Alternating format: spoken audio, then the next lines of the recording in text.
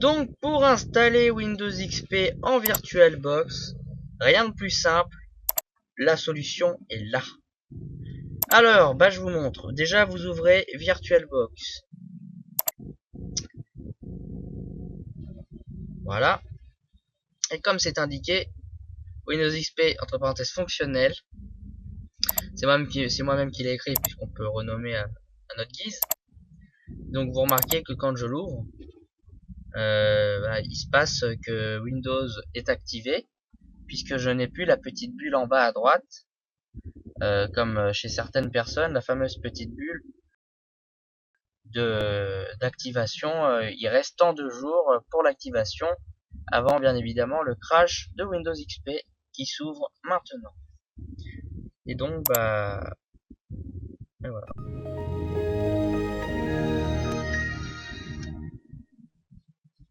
Donc on est sur le bureau Windows XP. Bon, certes la fenêtre n'est pas très grande, mais on peut pas faire vraiment mieux de cette qualité là. Donc ça, on s'en fiche. Mais normalement, Windows XP est fonctionnel et je n'ai plus la bulle. Mais pour vérifier et pour être sûr qu'il ne plantera pas durant votre usage, faites Windows R, tapez regedit, OOBTimer, pardon. Et là vous avez la valeur binaire et vous êtes censé trouver yoko.j.o et en dessous o3.y. Si vous n'avez pas ça, vous tapez tout ce qu'il y a là, ce que j'ai mis en gras, en bleu, juste ça. Et vous remarquez que quand je sélectionne là, ça sélectionne à droite. Ça veut dire que ça s'écrit au même instant, tout seul. Vous faites OK, appliquer. Après vous faites clic droit, autorisation. Vous cochez les deux refusés et vous faites système et vous cochez les deux refusés. Vous faites appliquer. Moi il est déjà appliqué. Et j'ai plus la bulle en bas à droite et apparemment mon système il est activé. Comment installer? C'est tout simple. Donc je vais quitter et je vous retrouve tout de suite pour l'installation.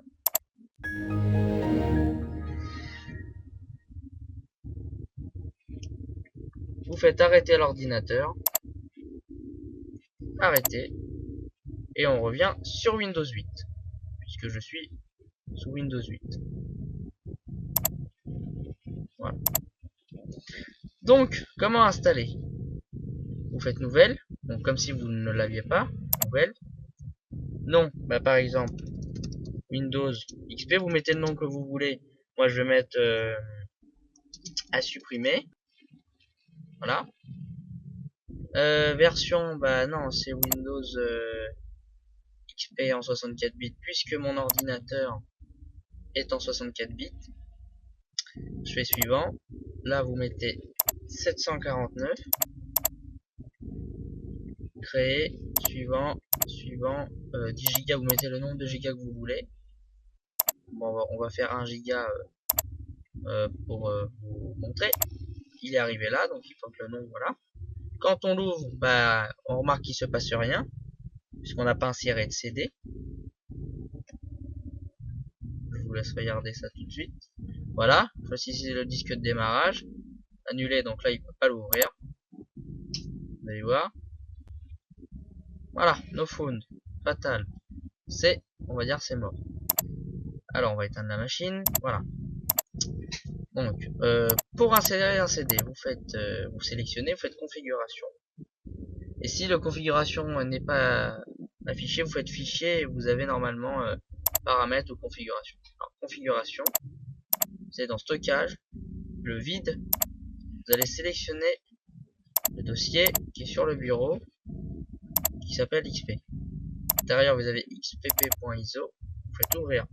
Vous voyez qu'il est remplacé tout de suite le vide par xpp.iso. Affichage, là, c'est 125. Voilà. USB, pour rajouter un filtre, faire OK. Et normalement, quand on va ouvrir XP, je vais pas le faire, mais je vous garantis que vous êtes sur le setup d'installation. On se retrouve tout de suite comment faire pour le craquer entre guillemets légalement. Donc C'est parti. Vous ouvrez Windows XP et vous attendez.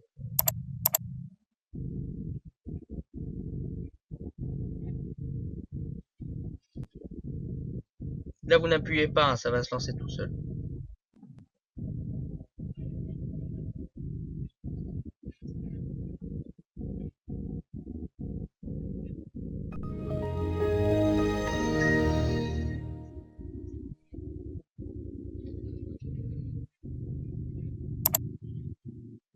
Donc on est sous Windows XP, bien évidemment.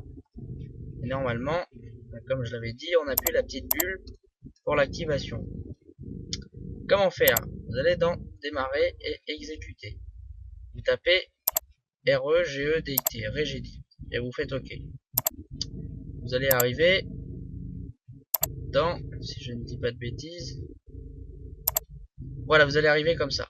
Vous allez dans HK Local Machine.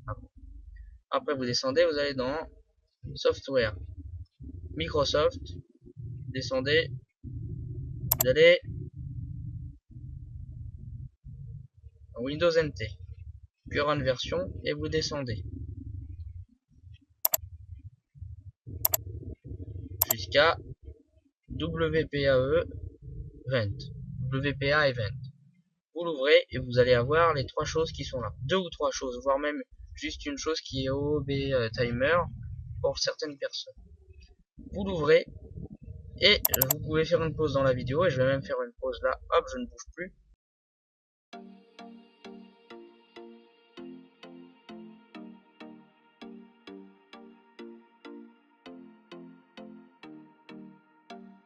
Come here and visit my world. Come here and visit my world. It has trees, shining stars.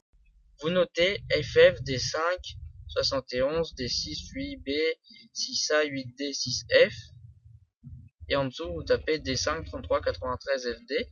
Et normalement, cette espèce de Yoko JO 3Y, c'est créé automatiquement. Une fois que c'est bon, vous faites OK. Et vous cliquez droit sur WPA Event, Autorisation. Cliquez sur Système, vous cochez, Refuser. Faites tout pareil que là. Appliquer. Vous faites OK, s'il y a OK, sinon vous faites Appliquer. Vous fermez. Et maintenant, vous faites arrêter l'ordinateur et redémarrer. Et là, vous allez voir que du coup, pour moi ça ne change pas, mais comme je le fais avec vous, je préfère le faire. Là, logiquement, on n'a toujours pas la petite bulle d'activation.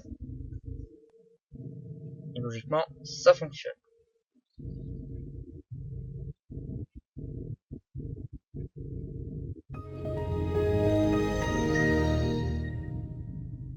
Normalement, on a la bulle de centre de maintenance de sécurité, logiquement, parce que ça ne l'a pas fait sauter. Je mettrai peut-être un tuto pour le faire sauter. Toc. Mais là, on est tranquille, on n'a pas la bulle d'activation, et donc Windows est activé. Et si vous voulez voir que Windows est activé, vous faites démarrer, panneau de configuration, performance et maintenance, système, et là normalement, utilisateur enregistré, doit y avoir votre nom, il y a un code en dessous. Si jamais il n'y a pas le code ou un message d'erreur ou quelque chose, c'est que Windows n'est pas activé. J'ai même vu des gens avec le petit logo à l'intérieur de l'écran. Il n'y a même pas de logo, il y a une croix rouge. Comme ça affiche maintenant. Une petite croix rouge qui dit que c'est pas activé. Là vous faites OK, vous pouvez fermer. Et sur ce, moi je vous dis à la prochaine. Allez, salut!